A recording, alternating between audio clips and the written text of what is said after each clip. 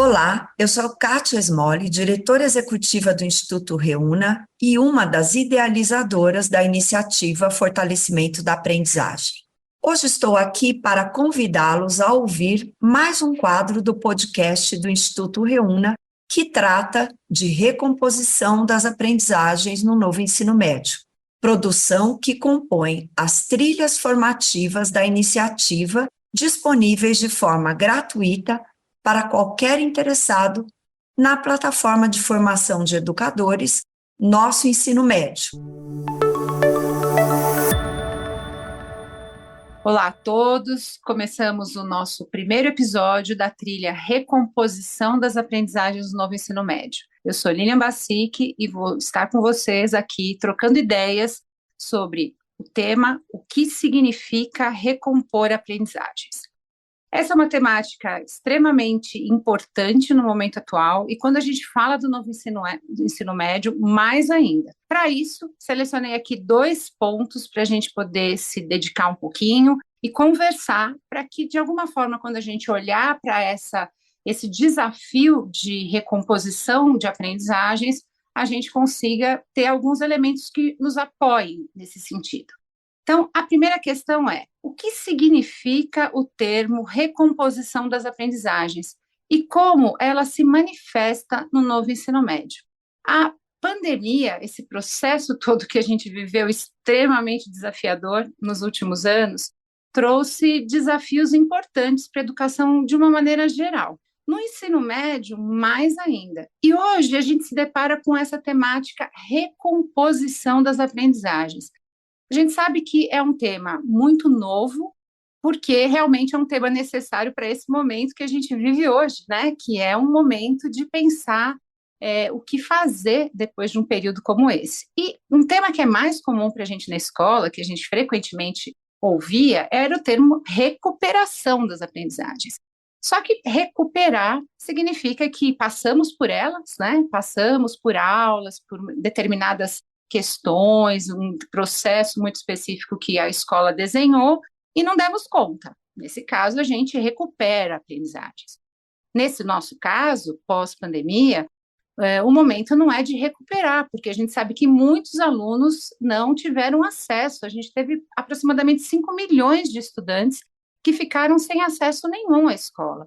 Além disso, mesmo várias ações, né, que foram realizadas nesse ensino remoto, por programas em canais de TV, por atividades mediadas por tecnologias, né, por programas de computador, por áudio, e mesmo por materiais impressos, a gente teve muitos caminhos, mas, apesar de tudo isso, a gente sabe que muitos estudantes ficaram afastados das experiências de aprendizagem durante um bom tempo. Então, nesse sentido, não cabe a gente falar em recuperação das aprendizagens, mas a gente tem um termo que significa recompor, que significa o quê? É um conjunto, então, de ações para que a gente apoie o desenvolvimento de aprendizagens que não ocorreram, foram prejudicadas, que foram ali durante o período da pandemia, não foram trabalhadas como deveriam ter sido, tá? Então, nesse sentido, já é um primeiro desafio, recompor aprendizagens para todos os estudantes. O segundo desafio é recompor aprendizagens no novo ensino médio. Por quê? Esse desafio se torna ainda maior porque nós vivemos um momento de reconstrução curricular, né? Então, currículos estaduais ainda em fase de implementação, e no novo ensino médio, o ano de 2022 seria esse ano em que os currículos finalizados estariam prontos para serem implementados. Então, quando a gente olha para um momento em que você precisa ter um novo movimento no ensino médio, com uma nova etapa, né, com todo o desafio do novo ensino médio, e ainda pensar na recomposição das aprendizagens, a gente entende que esse termo, no novo ensino médio, assume novas proporções, tá? E aí, a gente entra na nossa segunda questão. Quais as diferenças entre o currículo priorizado e o currículo completo? Como podemos utilizar o currículo priorizado?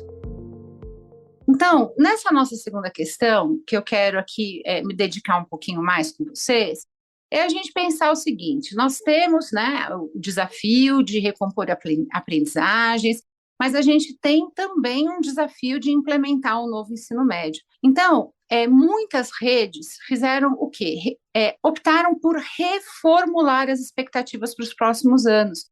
Ou seja, construindo um currículo priorizado, que seria uma adaptação com o foco de quê? De definir aprendizagens essenciais que precisam ser acompanhadas nesse momento de retomada pós-pandemia e que realmente deem condições desse aluno, nestes próximos anos, darem conta daquilo que seria o esperado para o novo ensino médio, né? Então, quando a gente olha para estas questões, né, a gente entende que utilizar esse currículo priorizado significa a gente olhar para aquilo que se espera para o ensino médio, mas, ao mesmo tempo, olhar para questões importantes, como aquelas que ficaram em defasagem em relação aos anos anteriores, né? Então, pensar nessa recomposição depende de uma reformulação na rede para que a recomposição dessas aprendizagens no novo ensino médio estejam adequadas àquilo que a rede espera a partir do currículo que foi desenhado para o seu estado, né? Olhar para essa revisão curricular, né, para esse currículo priorizado, envolve vários pontos, né, alguns aspectos, como revisar esse currículo pensando no ambiente escolar. Então, esse ambiente escolar, ele está realmente adequado para essas questões de recomposição? Quer dizer, quais são os espaços que vão ser utilizados? De que maneira que isso pode acontecer, né? Depois disso, como é que a gente pode também apoiar esse professor, né, para que ele desenvolva ações específicas ali com os estudantes, para que este currículo priorizado não fique só no papel, né? Ele realmente possa ser utilizado com esses alunos em sala de aula, e dê conta de recompor aprendizagens dos anos finais do ensino fundamental a partir dessas expectativas que a gente tem até o final do ensino médio, né? Promover a participação da comunidade escolar é algo muito importante para a gente pensar nessa utilização do currículo priorizado a partir de diferentes ações que podem ser organizadas na escola e que a comunidade pode estar junto. E, além disso, algo que em próximos episódios vocês vão ter a oportunidade de conhecer ainda mais, é pensar nas metodologias ativas, de que maneira um aluno mais protagonista, mais atuante na construção de conhecimento, pode realmente ser o parceiro da escola nessa recomposição de aprendizagens, né? Então, de uma maneira geral, quando a gente pensa nessas duas questões que eu busquei trazer para vocês aqui nesse episódio, que era a ideia de recompor aprendizagens no novo ensino médio e essas diferenças, né, entre um currículo priorizado e um currículo completo, estas questões nos ajudam a pensar em caminhos para a recomposição das aprendizagens. Agora, eu queria finalizar essa nossa conversa, esse é o nosso primeiro episódio, né, da trilha, finalizar essa nossa conversa trazendo algumas questões importantes. Muitas vezes, gera uma preocupação, tanto nos estudantes quanto nos educadores, sobre o currículo completo, né? Que currículo completo é esse? Aquele que as redes desenharam a partir das orientações da etapa do ensino médio da BNCC, que utilizaram ali o desenho do trabalho por áreas de conhecimento, dos itinerários formativos, né? Considerando projeto de vida, aprofundamento de aprendizagens, eletivas. Então, todo esse desenho, ele faz parte deste currículo completo. Esse desenho da nova arquitetura, né, da arquitetura flexível do novo ensino médio, ele não é descartado, né? Então, toda essa arquitetura, ela faz parte dessa base desse currículo, desse novo ensino médio. O que vai ter uma atenção mais detalhada, né? Então, essa seria o grande desafio do currículo priorizado, é que dentro dessa arquitetura flexível, completa, considerando, né, tanto a parte comum quanto a parte flexível, tenhamos condições de utilizar este olhar para expectativas de aprendizagem. Então, muitas vezes, alguns elementos que são essenciais para dar conta destas expectativas do novo ensino médio, que estavam ali no 9º ano, no 8º ano, eles talvez precisem ser retomados, né? Talvez não, certamente serão retomados para que aquilo que a gente precisa que o aluno alcance até o final do ensino médio, ele dê conta de alcançar. Então, apesar da gente ficar com essa sensação